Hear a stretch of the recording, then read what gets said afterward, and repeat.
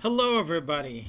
Okay, it is now time to get to Chapter 7 After Disclosure. What happens after disclosure of UAP and UFO knowledge? Um, Man, it's not that long of a chapter, but it's dense with what I think are controversial ideas. And as I was writing out my notes, unlike the other chapters, it's really difficult to just put down bullet notes and riff on it because there's a lot of specifics here. So I'm going to try to keep the individual sections short, but there's probably going to be a lot of them, all right, if not the most on this topic. And I've got to clarify even what I mean by disclosure. I wrote down contact has been made. The realization that triggers global change. Immediately, the conversation changes and the quest for information broadens to a wider audience, but it narrows to a smaller domain. Okay? And one of my goals in writing this book and making these videos is to encourage people to help facilitate the process of disclosure, right? And man, I know for sure that in a sense the process of disclosure has happened already. We're getting it piecemeal, and the reason why I say it's begun is I'm not talking about things like previous decades freedom of information acts and things like that. I'm talking about willing disclosure from the Navy in response to what might have been an unwilling or inadvertent disclosure. All right? Namely the Tic Tacs. But since then, more people have been coming forward and the process is quickening, but we don't have a complete and total disclosure. We may never have that left to itself, and we don't have a pipeline for explicit disclosure, right? So I've got to talk about what are the different types of disclosure. First of all, there's contact, actual contact with whatever is responsible for this. And kind of to facilitate this chapter and make it a little easier to talk about, because I might have to endlessly digress about what if it's a crypto civilization? What if it's a secret government agency, right?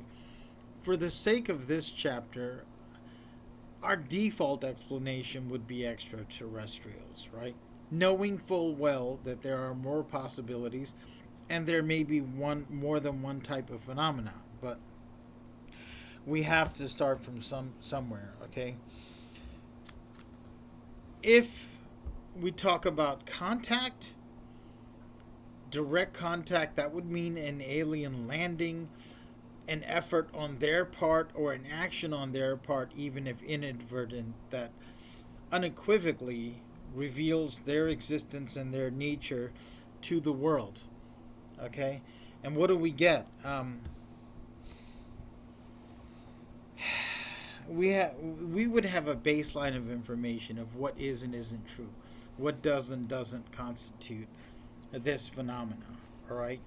So immediately, the whole world would have a chance to see that something has been happening, is happening, and our focus would narrow on to just what do we know. You know, there's the stereotypical aliens landing on the White House lawn or in front of the UN or something like that. That would be a big reveal. And it would be undeniable if it was of a certain nature. If a saucer type craft landed in front of the White House or the Kremlin for that matter, or the UN or any capital, and something came out that appeared intelligent and technological in nature but not human. I mean, it could be something else. It could be a stunt. It could be an AI.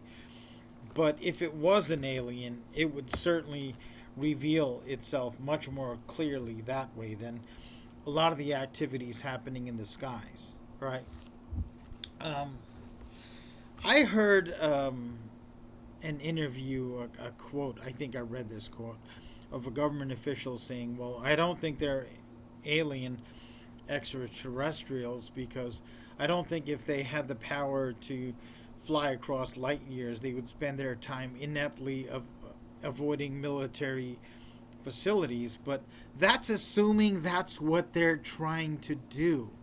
That's putting a convenient label on it and not actually looking at what they're doing, because what when you look at what they're doing and track the data, it's not exactly that.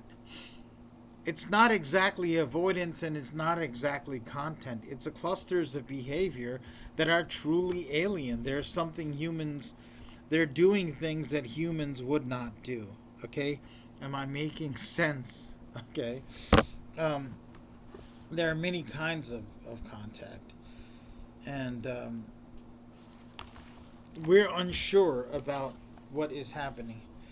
This chapter is about peaceful contact that either has some form of mutual benefit between humankind and the aliens. We covered war in the last chapter.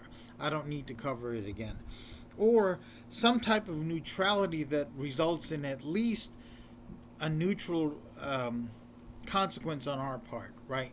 So if aliens made some kind of contact where they're like, we're going to help, we're going to share our technology, but we're going to try and do it in a way that doesn't harm you or us, or if they had some kind of contact, if some alien ship, creature, intelligence, nation, whatever, contacted us, maybe because they didn't have a choice, maybe because they were stranded or something like that, then okay,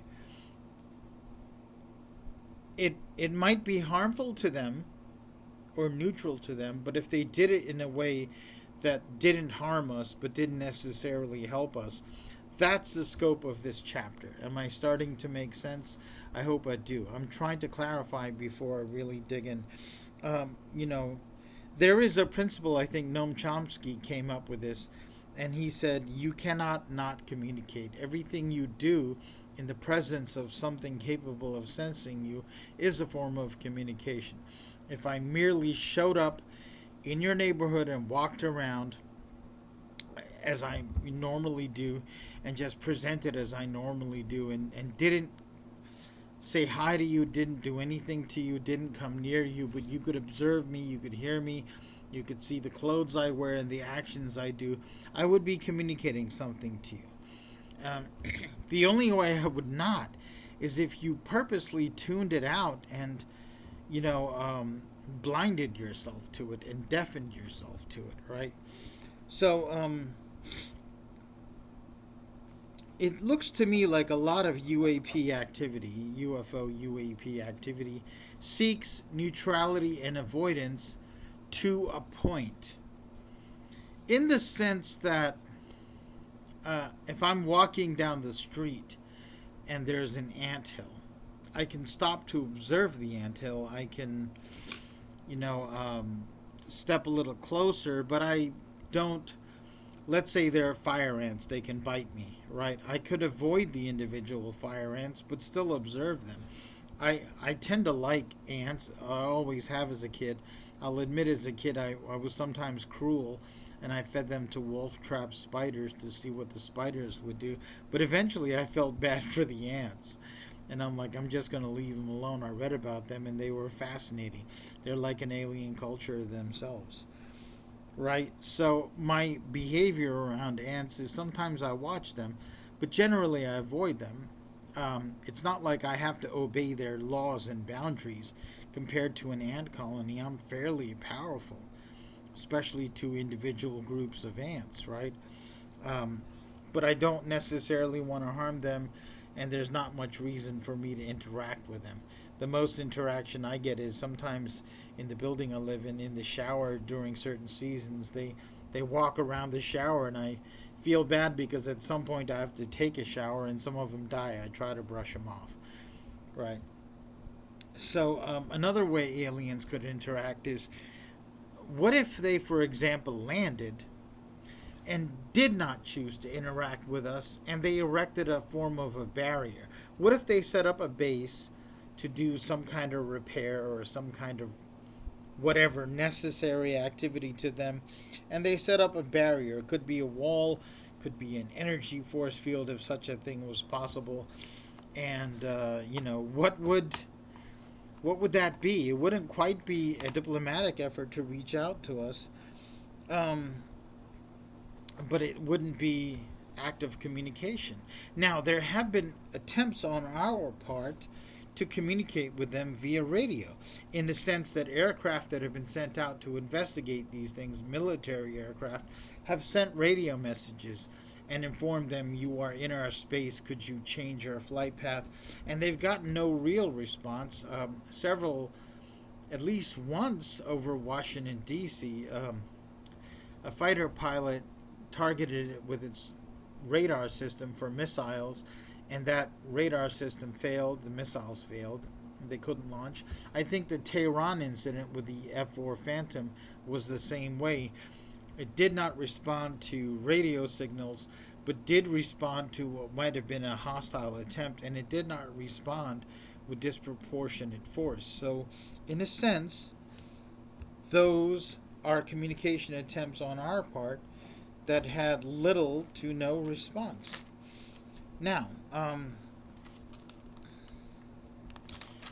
going to terminate this section of chapter 7, and we're going to start the next one, and we're going to talk about, have there been attempts, who, if there had been attempts to contact them and it was reciprocated, who would have made that content, right? Interesting topic. Let's move on.